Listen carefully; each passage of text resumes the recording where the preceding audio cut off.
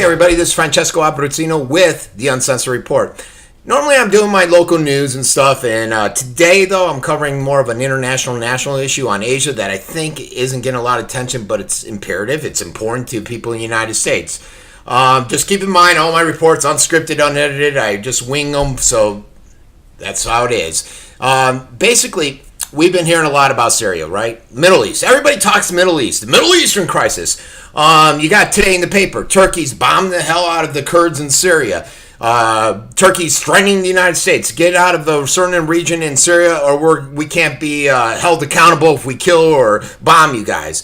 The Turks or the Kurds are calling on Syria to help us because they think Turkey wants to overtake Syria, which they do. They've never liked each other, the Turks and the Syrians. You got the Yemen crisis where you got Saudi Arabia and Iran fighting the proxy war, and the people are devastating humanitarian issue there. You got crisis in Saudi Arabia that got their own internal issues. You got Iran threatening and out there demagoguing about their issues. We all know about that. But one that I think is more important, one that I think is more concerning, is the Asian crisis. And I'm going to tell you why. And it goes beyond North Korea. I know I got the North Korean flag up there, but I do have the South China Sea. And we're going to cover exactly why. Well, that's not really the South China Sea. That's a little bit more over. But we're going to cover these issues and let you know why. So here's this map I created, all right? Basically, you got the North Korean conflict. Everybody knows about North Korea, okay? And we're going to cover that in a second. South China Sea. We all know about that. We're going to cover it a little bit in detail. Two areas nobody's talking about that may be the spark that sets off this fire, though, is India, China, Pakistan, India. All right, right now, you got the Bhutan, all right? That country is supported by India, and they're fighting over the Dakmar. I'll look at the name, but I'm pronouncing it, I think, wrong. I'm slaughtering it, basically. And they're fighting over this territory. They've had wars over it before. China won the first one, okay? They are amassing troops there, China, and it's concerning to India, and we're going to play a video on this. And they're threatening war. Just a few months ago, I put out a video of hand-to-hand conflict between Chinese and Indian soldiers in that area. All right, the other area everyone knows is Kashmir. They've been fighting over control of Kashmir between the Indians and the Pakistanis for God knows how long. I had a client go over to India a couple months ago or a month ago, and just after four Indian soldiers were shot and killed by Pakistan. And the Pakistan minister was saying, look, we'll go nuclear on you. We don't care. They hate each other so much. And I believe there's still a state of war that exists between these two countries. And they're bombing. They're shelling each other. It's devastating. So we're going to cover that in a little bit more detail. But it's an issue that a lot of people aren't talking about. So if you go over there, let's get you to the right screen. Let's listen to this first. This is Daklam. I was saying Dakmar. Daklam, okay? This is that area that India is supporting the Bhutanese. It's right up there by the Tibet. And there's a lot of concern, as you're going to be able to tell by this guy's voice when he's covering everything. So let's go ahead and take a listen to it. Once again, the Taksin Gompa Aaron, there was no deployment visible sometime around April. In August 29, 2017, there you see the blocks increase. 127 vehicles present. From China's treachery and that it still had designs on Doklam. Here on Times Now, this Monday evening, we bring you the confirmation of what the army chief said, that China's Doklam duplicity continues. These are visuals exclusively that prove the extent of China's treachery. I'm going to forward it up a little bit for you guys. Who want to help India fight the dangerous dragon. The dragon continues to encircle Times Now, and we'll put this out. Watch this very carefully. The deployments of the Chinese, if we can go full frame to those satellite visuals exclusive to us here on Times Now. These are Khambazong area, where the Chinese deployment has increased. Taksin Gompa, once again, the number of camouflage nets, 32 has gone up to 36. These are all just around the Doklam Plateau, this entire area, the plateau, this area. Taksin Gompa, the number of tents going up from 21 to 32. So the army chief said that the Chinese have moved back a bit, but they will come back up again in winter. Their camouflage nets, their deployments remain, their temporary structures remain. We have accessed the Chumba Valley deployment on April 20th, 2017. No deployment. And as you watch, the deployments so you can see there's a massive buildup. 44. The Kambazong area, camo nets or the camouflage nets, 115.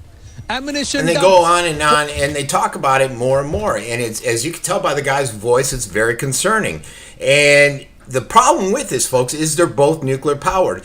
And it's not like their normal little tiffs, their normal little battles. The rhetoric seems to be kicked up a notch. And I think this is going to be one of the flashpoint areas. Now, the other flashpoint is Pakistan. And like I said, so let's take a quick listen to this report from India on the Pakistan concerns. Union Home Minister Rajnath Singh has warned Pakistan that India will not hesitate to cross the border if a situation arises. Singh said that India wants to maintain good relations with Pakistan, but our neighbor is not mending its ways. The Home Minister's comments have come in the wake of repeated ceasefire violations by Pakistan forces along the line of control. All right, and you know what's amazing is if you look at it, let me get rid of that. If you look at some of this stuff here, let's end this guy. Doing this on your own is amazing. So here's some pictures that have come out of there, okay? Where you got the missiles, ammunitions. There's one down here. Look at the devastation. So they're sitting there. They're shelling each other.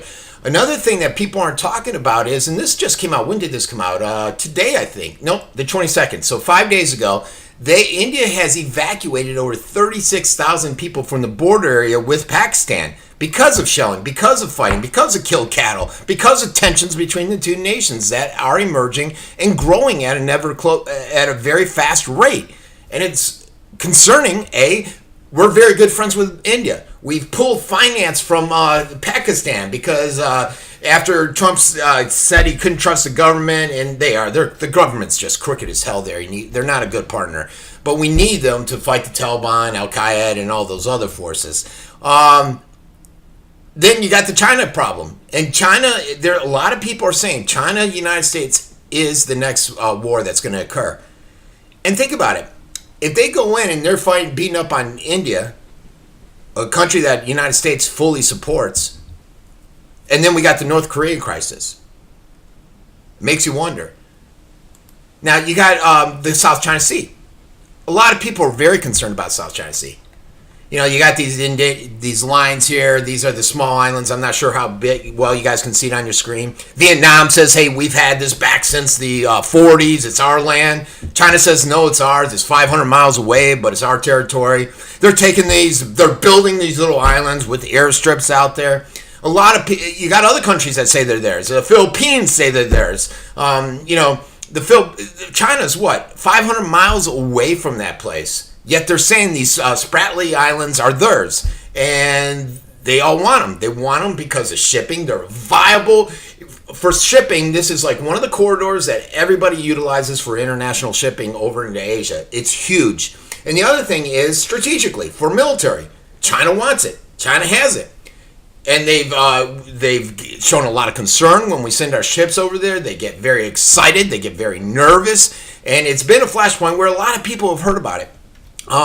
That's like one of the South China Sea and North Korea are the two things you probably heard a lot about. But South China Sea you haven't heard about lately. You probably never heard about that Doklam in China situation with India. And Kashmir you've heard about, but you probably did not realize that India's evacuated 36,000 people, that they're shelling each other's borders, that they're killing each other, that the Prime Minister just a month ago in Pakistan said, we will drop nuclear bombs on you if it gets too out of control. Nobody's heard about that. And then in comes Russia. And we're going to listen to this a little bit and basically how they're activating their defense systems along the North Korea border. Why? A lot of people don't know. Will Russia be there? Will Russia work with us to win the North Korea crisis? And when by work with us, I say, will they hold still? Will they refrain from entering into the war?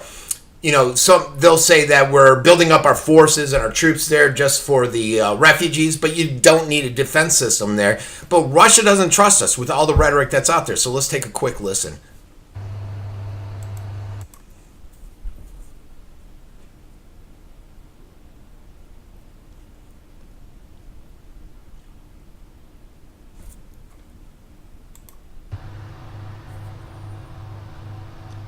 See, this doesn't look like something for refugees, guys.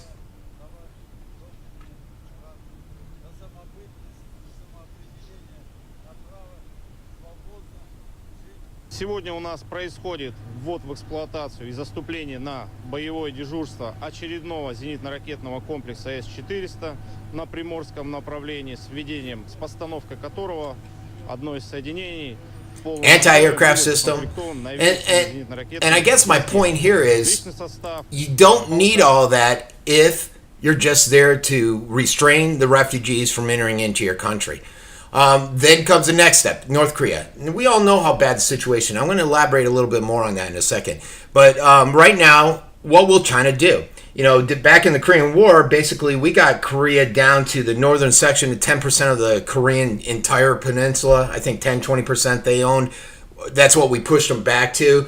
Then China basically entered in there and pushed us down into the DMZ. A lot of people wonder, will they restrain themselves from coming into a war if we go into North Korea? They're building up a massive amount of troops on their border. They're saying, oh, it's for refugees too. We don't know if that's true. And again, this is one of those huge flashpoints that are out there. North Korea's spitting out a lot of rhetoric. You got China testing this hypersonic missile that concerns a lot of people. I was reading an article yesterday that I thought was real interesting, and it covered basically how they simulated going to war against China, and based upon China's technology, we had to throw our hands up because they were so much more technologically advanced. Now, that was the industrial military complex that wants war. All right? They're pushing for war because they make their money. So, you know, you got to, a lot of times when these reports come out, you got to dissect through them and look at them. Now, this came out today where they're talking about North Korea and the concerns they're starting to have with the sanctions. North Korean officials said that they're raiding homes of farmers for food. That's according to Fox News. Fox News also reported that the military is giving their soldiers time off so that they can go out and try to find some food. It's getting pretty scary there. Now, you sit there and you listen to some of the stuff that's come out. You've heard people say, well, they want a reunification. I think it's all game. I think it's all a game that he's playing. I don't think he wants to reunite with the Southland. I just don't see it. Now, a lot of people are saying military options. Let's listen to this guy and what he says about military options. I wish we were doing some more things demonstrably than what we are doing, to be frank, because I firmly believe that if you want to prevent war, then make sure you're fully prepared for it. So what am I talking about? We've got the #1 cyber offensive capability in the world. No one's even close to us.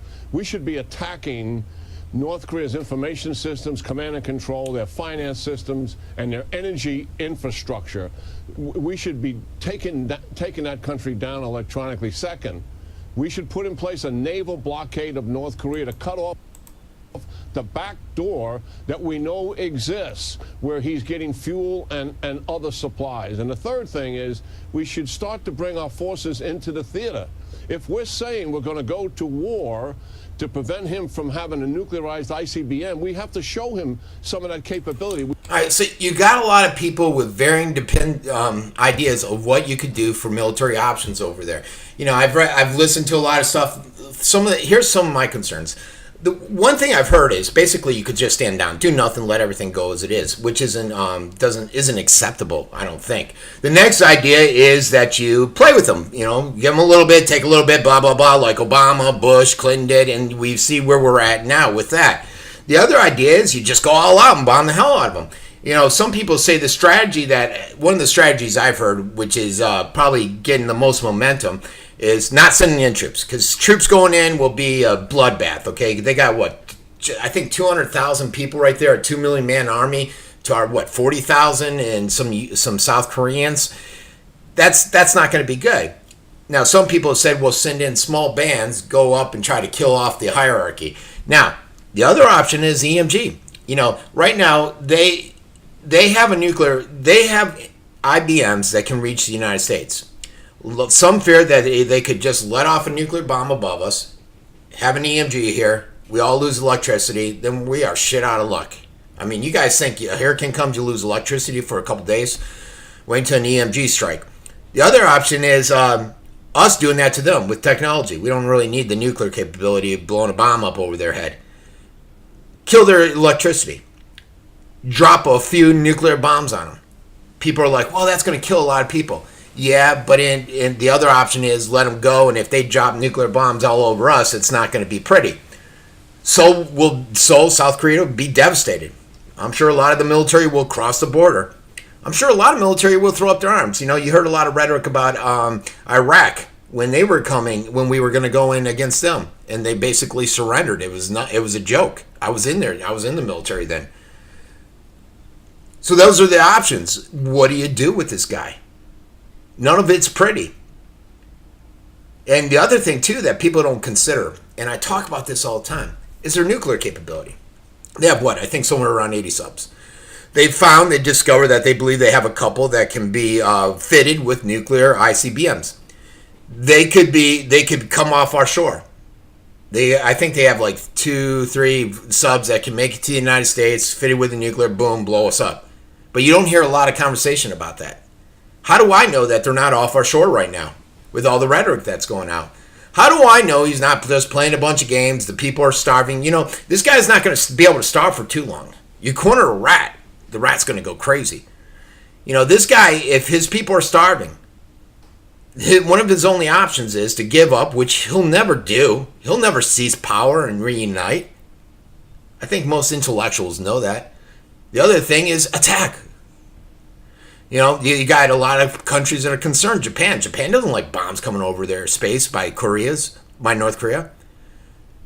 Japan enters into the war against North Korea. China's not going to be too happy. They hate the Japanese. A lot of tensions there. And that's why a lot of times in my newscast, I like to focus on stuff that's not covered by MSN. MSN local, they regurgitate the same stuff. Trump, Trump, Trump. That's all I freaking hear. There's no other stories going on out there of importance in their mind. And that's why independent media is important, because people like me go out and listen. We listen to all these different sources, all these different stories, and you get a better feel of what's happening out there in our society, what's happening out there in our world global community. I think this is a story that needs to pay attention to, but time will tell. What say you? This has been Frankie Abbruzzino with the Uncensored Report.